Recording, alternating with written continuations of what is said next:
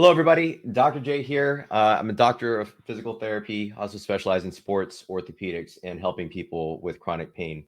I have one of my clients here, and he's definitely a great friend of mine now. And he's done great work, and I'm very happy that he is open to sharing his experience about his kind of battles with his upper body, his neck.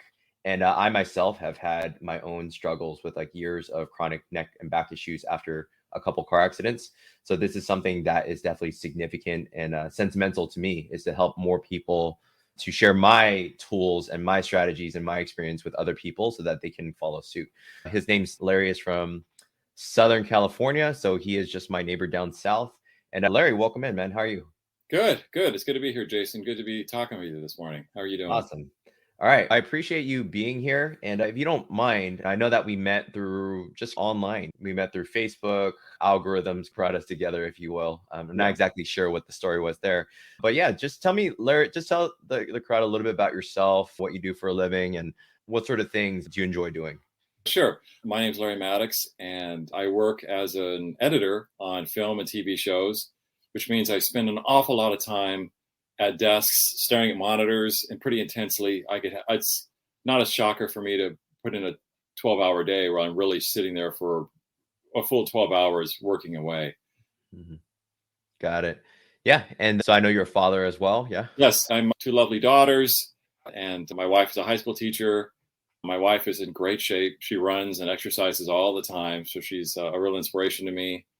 And my daughters are into exercise a lot too. And I remember, it's not like it's that long ago, but we often work out together. I'll teach. I remember I taught them how to do push-ups and squats and your basic stretches, your hamstring stretches, and touching your toes. And now it's just the part of their regular routine. Yeah, absolutely, man. And exercise is obviously a big part of my life. My wife is also in great shape. In fact, she's a very round shape at the moment. She's That's right. around 7 to 8 months pregnant. So we're going to have a daughter in October, late October. So we're preparing for Congratulations. Halloween baby potentially. Yeah. And I might honestly be knocking at your door, Larry, for advice on how to raise daughters. I know you often hear that dads are always talking about sons and how wanting sons if they don't have kids, but I am so happy to have my daughters, and they make me smile and very happy every day. So I'm sure you're just going to be loving the daddy-daughter experience. For sure. Yeah. I'm looking forward to spoiling the princess, if you will, because he's the prince of the family. He gets what he wants. I feel like I'm just going to crumble in front of my daughter and You will. just be bowing at her knees. But we'll see. We'll see how that goes, man.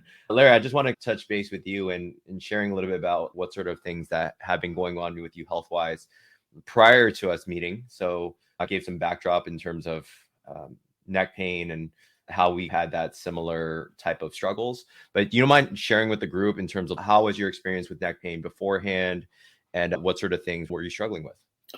Oh, sure. It happened. My big problem happened right around the time of the pandemic. When the pandemic kicked in, it was the beginning of 2020. I was just coming off a really intense TV show that was a lot of work, and I spent a lot of time on the desk, a lot of deadlines, a lot of pressure. And the pandemic was just kicking in. I remember anyway, what happened was I stood up somewhere and I hit my head on something, and I didn't really even hit it that hard, but I felt something was definitely off. It was like these icy fingers went from the back of my neck down my back. I'd never experienced that before. Being a tall person, I've often had neck and back problems, and I see a physical therapist and stuff goes away and I'm fine again. But this was completely different. And just shortly after that, I discovered that I had lost almost all the strength in my right arm. I could still turn a doorknob and I could still pick up a pencil and I could draw, but I couldn't push open a door. I couldn't push a shopping cart. I couldn't push myself out of my chair. And I'm right-handed. And let me tell you, that's a freaky experience to all of a sudden lose your strength in your right hand. I remember I would test it out. Here's my right hand here. And my wife would put one finger against my right hand and I would push against her finger with all my might. And she could easily, just with my pushing, she would easily just push my hand away, even though I was pushing. Mm-hmm. And besides that, I was in a lot of pain day and night. There wasn't just, it was funny enough, even though I know I'd injured my neck, the pain was in my upper back. Anyway, I should also add that I had an MRI. I wasn't diagnosing myself. I had an MRI, and it showed what they call the severe neck herniation at C6, C7, and another problem above that at C5, C6. Anyway, I was in the worst shape of my life. It was, and I've been in some accidents and stuff, and I've suffered injuries before in the past, but this, for the longevity and the amount of pain and losing the power in my right arm, nothing really matched this before, and I felt completely inadequate in dealing with it. Yeah. Yeah. So how's that experience in general, especially because how was that experience? It was awful. Yeah. It was awful. It was a nightmare. It was a nightmare. Right. I felt like I just stepped into another world. My pain was constant, night and day. The doctors would prescribe pain medications to me. Nothing was working. They just turned me into a zombie. The one drug that comes to mind is gabapentin, which actually isn't, I found out later, isn't really a painkiller. What it does is adjust your mind in dealing with pain. So it's a mind drug, not really a pain drug. That turned me into a zombie, and I had to get off of that. And nothing else seemed to work. I just had to deal with it. Yeah, and I'm really sorry to hear that experience, but obviously you're in better shape now. What sort of specific things, like when you had that more, you've gone to physical therapy in the past, but what sort of treatments or things did you try after the more severe nerve injury? I'm fortunate that I have my health insurance covers me for some really great physical therapy. I think I can go to the best. And my physical therapist, I really liked her. She just didn't necessarily give me exercises to do. She would give me basically some exercises, but a lot of massage, and which was so painful, just touching those areas that were inflamed already. But I would walk out of there I would feel better for a time. And I do believe overall it was a helpful experience, but it was not, it just, everything seemed temporary. And I was also going to, on my own, looking for some chiropractors. I was doing a lot of research online regarding this. And generally chiropractors weren't working. I felt it was a big waste of time until I did find a chiropractor who practiced something called Cox therapy, which I think I told you about. And it genuinely worked. And I would recommend it. So between physical therapy and Cox therapy and whatever exercises I could glean from the internet, because I do believe in it, I've always believed in exercise. Those were the things I was doing. Also, during this time, though, I know I felt really fragile because I was in so much pain. So as far as exercising was concerned, I was afraid to push anything, and I was afraid to hurt myself and make it worse. I was in such bad shape. I didn't want to re-injure myself or make anything worse. Yeah, I understand. For some background on people that aren't really familiar with kind of nerve injuries, usually what it starts off with is, imagine if you just bumped your elbow on something, usually you hit that so-called funny bone. A lot of times they'll send like waves of tingling or things down your pinky. I'm sure many people have experienced that. And that's actually just like a temporary nerve insult, which is called neurotmesis. And it's just very temporary, right? It's gradual. Once you feel that shock, eventually you gain strength, or like you gain back that feeling back in your arm.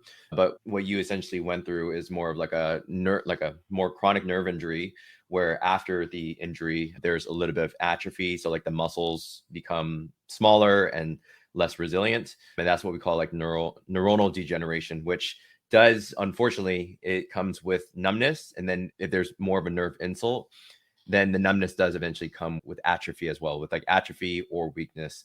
So that takes a little bit more time, and I'm glad that you definitely obviously stuck with it, Larry. Yeah, if you didn't, then you definitely might. There's a lot of people that never truly regain any strength. A lot of times that arm just becomes fully dead.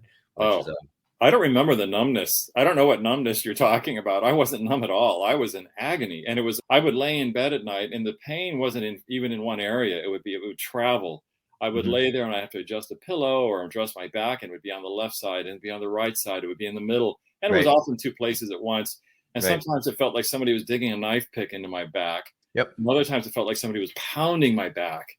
And sometimes it would feel that way both things at the same time. I wasn't getting any sleep. It was miserable. Yeah. It was absolutely miserable. Sure. And also, I just want to mention too, one effect, all the gory details. The half of my body that was affected was the right side. And I lost my right arm. I lost the muscle on that right side. I lost my pectoral muscle. I lost my shoulder muscle. It was weird. I would look in a mirror and I would look like two different people. I had muscle on my left side and I had nothing on my right side, and it was freaky. Yeah. Yeah. So some people just bypass essentially the sensory insult. So like the sensory insult is like if somebody got numb. So it comes in either numbness or sometimes intense tingling or sometimes intense pain. Some people just bypass that. It's like intense pain sensory wise, but also comes with that weakness where your wife is pushing on your arm and you really can't budge her. So I get it. That's obviously a very scary experience to go through. So fast forward to when you were exposed to some of my content, and I think that's where most people start off, is they start to see some of the things I'm putting out. So what kind of intrigued you in the first place to I don't know, have to say, oh, maybe like there's potential to work with me? Was there anything that kind of stuck out to you at all? Yes, I was watching your videos. I was doing a ton of research online, and I was watching your videos over the course of time. And I wanted to see if you were the real deal or not. I wasn't sure. Having gone through some chiropractors who I felt, I don't want to say they misadvertised, Sure, but they didn't really do much except for the Cox therapy. I just want to reiterate that was for real. Yes. But I just didn't know who you were. You're a guy on an internet. So I would listen to you and you would give some exercises. I thought, this guy is giving away some of his secrets for free. That's interesting. And also, I think the number one reason though was that you talked about having a neck injury and how you came back from that and how you would see a chiropractor and how the chiropractor and for physical therapy. I think you said chiropractor. I'm not sure. I don't remember now, but it wasn't really helping you. You would get a temporary fix. And I understood the whole thing about having a temporary fix because that's what I was getting. I would walk out of a chiropractor sometimes and I'd feel great for half an hour. But by the time I got home, it all started creeping back, all the pain in my neck and back. Mm-hmm. So I talked to you and I talked to my wife about it. It was a financial commitment. Mm-hmm. And I thought we both decided it's worth it. It's worth a try. Sure. And I'm very grateful that I made that decision. Yeah, I appreciate that. And I appreciate the fact that we're still continuing to this day when we've worked, I don't know the exact duration, but it's been close to a year. And yet I still... It's been almost a year and a half, I'd say. Yeah. It's been a while. Yeah. And that's what I love. I feel that there's a lot of people that will definitely say they have a passion for what they do. And I'm sure that's true. But I hopefully people feel the intense passion that I have for helping people, because I continue to try to keep in touch with people, even though there's thousands of people. I still try to keep in touch with the Larrys and the Johns and all the people out there that I've had an experience with, because ultimately, if I've had even just a glimpse or some form of light impact on their life, that is essentially my job. And that's what continues to drive me to do what I do. So going into let's dive into like our first session and everything, if you can date back to it actually, but how did you feel like when we first started working together and we started to employ like either the evaluation and the exercises and things we prescribed? So what was your overall like impression and experience, especially considering it's something that you've never tried, like more of an online basis, remotely? You're in SoCal, I'm in NorCal. What was that overall experience on the first session? It was a good experience. At this point, it was about almost 2 years since I suffered my injury and I'd gotten a little bit better. Mm-hmm. Meaning to say I was able to sleep at night and I recovered, I would say, about 50% of the strength of my arm, because I did continue working out and exercising to the best I could. But so I remember I entered our first, I wanted it to work so badly, but I was also had a lot of caution, but I was fully committed to what you were telling me to do. And it was nice having a voice like yours, somebody who gone through what I had gone through, and somebody who was an expert and somebody who was helping others. It was nice having you tell me what to do and to design a program for me. It made me feel very hopeful because I felt I wasn't alone and I felt I could go for it. So you sussed out my situation and you designed an exercise program for me. And we did that through the course of the following lessons. We stuck to it. You saw how I did it, which I'm sure I was pretty awkward at first. A lot of these things you gave me to do, I'd never done before. Sure. I always have gone to the gym and lifted weights, and I just believed in that. I believed in exercise. I played sports in school. I just believed it was important to do that, to take care of yourself.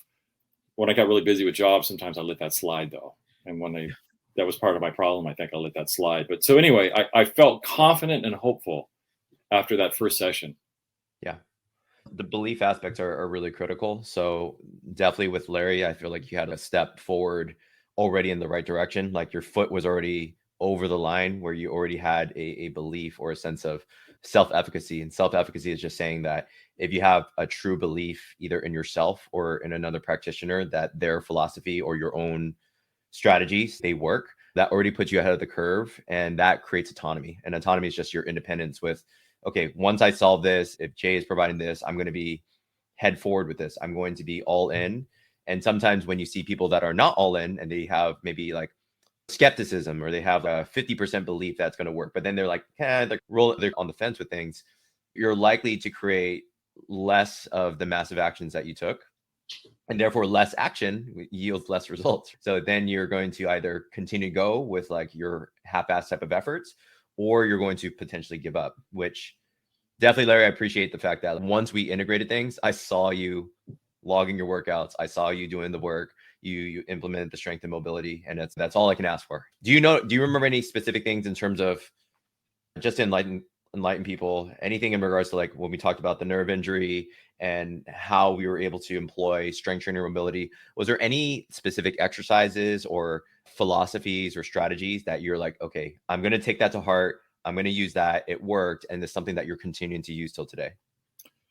But that's a big question. I hope you have some time. I just want to say I feel like I was tailor-made for your program. I brought along one of my little workout booklets. Where am I? Here I am. So anyway, I carry around a workout booklet. I would carry these to the gym. I would mark everything off when I would go to the gym for years, for a long time. And I would work out at home too. And so when you started giving me my program to do, and I feel like I fell right into it. One of your big things that you taught were to be consistent, and also that I was stronger and less fragile than I had found myself believing since my neck injury. Mm-hmm. As I said, I don't know if people know what it's like to lose an arm. I didn't lose my arm, but I felt defenseless. I felt I couldn't help my family like I used to be able to. Sure. And so I felt fragile really for the first time in my life. And so when I dove into, and also your big philosophy too was, it's important to build muscle is important. It's important to get strong and build muscle. Stretching and everything is fine. But building muscle and making yourself stronger is really the key. Mm-hmm. And so those are some of the things that I wasn't fragile, that it's important to build muscle, that I need to be consistent. I felt like these are the things that made this program really work for me.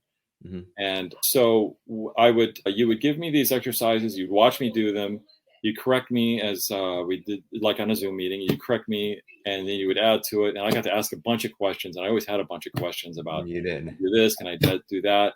You added bands to the workout, and then you added dumbbells. And I never did get that kettlebell. I don't like kettlebells, but good. I like dumbbells better because I just like being able to adjust the weight and take them on and off. I don't like buying one weight. Mm-hmm. I'd rather. So I still use a dumbbell that I can add weight to or take it off. And in the beginning, I started with super duper light weights, the kind of weights that I'd be like, if I saw somebody at the gym using these weights, I would smirk and say, this is not for real. What is this person doing here? I wasn't that bad, mm-hmm. But it wasn't serious. I couldn't consider it serious, but at the time it's all I could do and it's all I could lift. So anyway. Yeah. For one, to install the belief in yourself that you're not as fragile as you think is something that I always try to preach, especially for those with chronic injuries and atrophy or anything like that. It's one, you have to install that belief. You may not install the belief that you're Arnold Schwarzenegger, but you have to install the belief that you have previous workout experience. This is just a temporary insult to the body. It's just like it's just like a temporary chapter in the book, if you will, that you come back from, right? You're working like editing about the stories and all that. Is that usually with people that go through these insults, a lot of times, if you are resilient and you persevere, you become a much stronger individual for that. And you become a much smarter individual for that too. Yeah. Can I just add something though? You're saying it was temporary, but in my mind, when this exercise happened and as the pain continued and became what I thought was a chronic condition, I didn't think it was temporary. And my doctors never told me that I was going to get better. And they never said that and they wanted me to have surgery. And so it's easy to now look back at it as temporary because I'm so much better now. But at the time I thought, oh my gosh, this is my life. I'm going to be in pain every day. I can't hold down a job. I'm going to have to go on some sort of something financial so I can bring home some sort of money. I forgot what they call that, some sort of program. Mhm. But it was a scary thing. And so actually your training made me feel that this was not going to be temporary. There actually could be a light at the end of the tunnel. For sure. And so, yeah, I was faithful with these exercises. You gave me, there were 3 sets of daily exercises I would do. Mm-hmm. There was a morning, I called it a morning one. It was the more intense of the ones. It took about 12 minutes to do. Yep. I had the most exercises in it. Let me just look. Can I just look at my phone real fast? I have the list. Yeah, so no worries. Various exercises. I'm glad you still have the stuff, man. I'm glad you didn't delete it out. Yeah, no, it's right here. So that's good. Anyway, I have little pictures of it too. It's just a little picture next to a description. Sure. But like a kneeling thoracic extension was a big one. You're going to have to describe these. All these cervical rotation with band or towel, different ones. That would be like one to do. I would do it during the day. Then there was a midday one that I considered my midday one, which was really my foam roller workout. Yeah. I'd use the foam roller, and I would get on my side, do side laying, thoracic windmills. I don't remember the names of these. I just remember the exercises, but I'm looking at my descriptions here. And different foam roller exercises. Those would be a little quicker, and I could whip out maybe 2 sets of those while I'm thinking about when I was working. I would go back and do these, and then at night there's a nighttime workout where I would just stretch out a little bit, and there would be more windmills, and those would be my daily workouts that I would do. Mm-hmm. And then you gave me 2 more major strength building workouts. Yeah. One which I would do like over the weekend, Saturday or Sunday, and one I would pick out and do during the day, just because they took longer and they would be more heavy duty. Right. And there's just a ton of exercises. I don't know if I can just go into each of these. It's totally fine. And I don't think that's necessary to paint the entire picture, because ultimately each program that is created is specifically custom to the person and what kind of assessment. So I always say that it's like, you don't want to guess just through like social media. It's fine just to start off with, but you definitely want to get some sort of actual assessment so that you know that the exercises are very specific to you.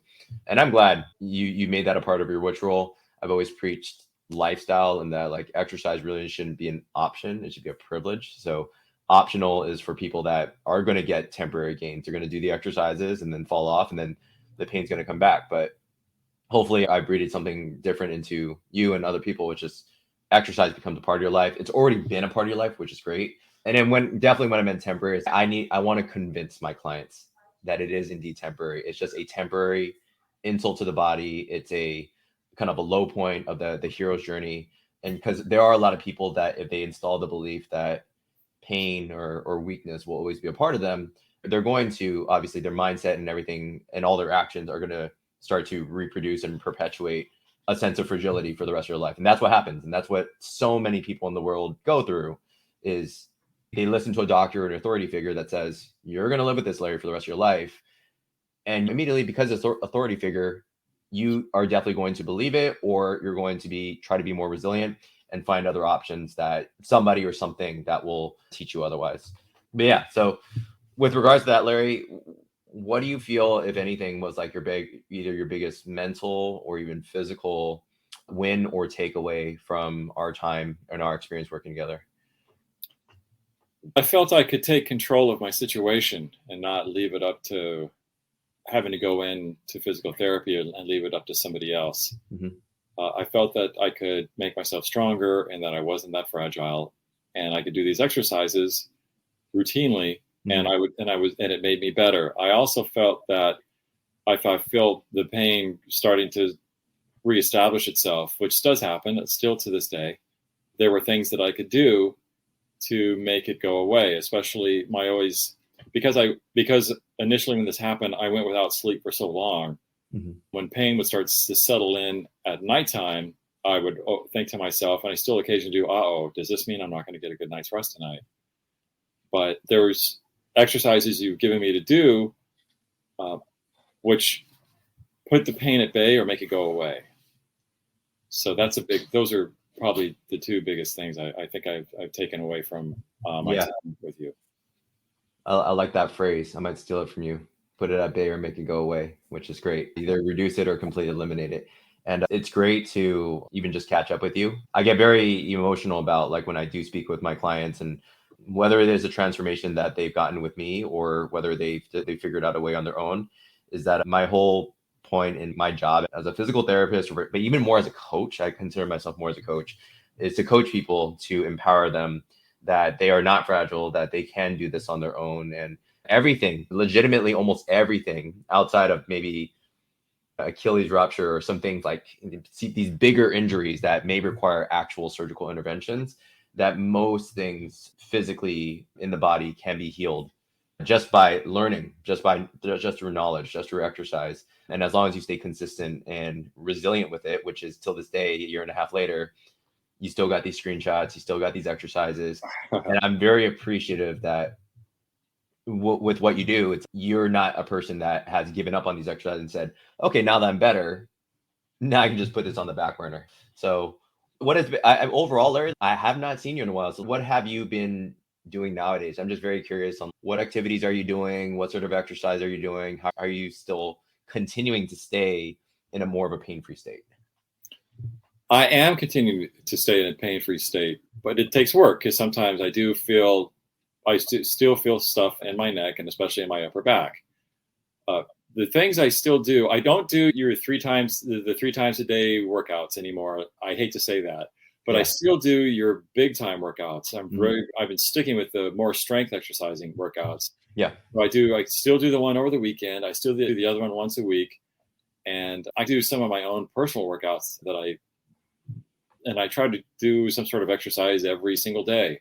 Yeah. And I also, on top of that, I know you and I talked about this in the past. I walk every morning. I get up to 6 a.m. and my wife and I take like a 45-minute walk. I like that. Just traditions. Yeah. And nobody's up at that time. So I can, as I'm walking, I'll do some of the old, this is going to make you laugh, some of the old Charles Atlas exercises I remember from way back when I was a kid. Sure. And like dynamic tension exercises. So I'll do some of those as I'm walking. And I'll tell you, it really knocks you out. And so by the time I come home, I've had a pretty good workout.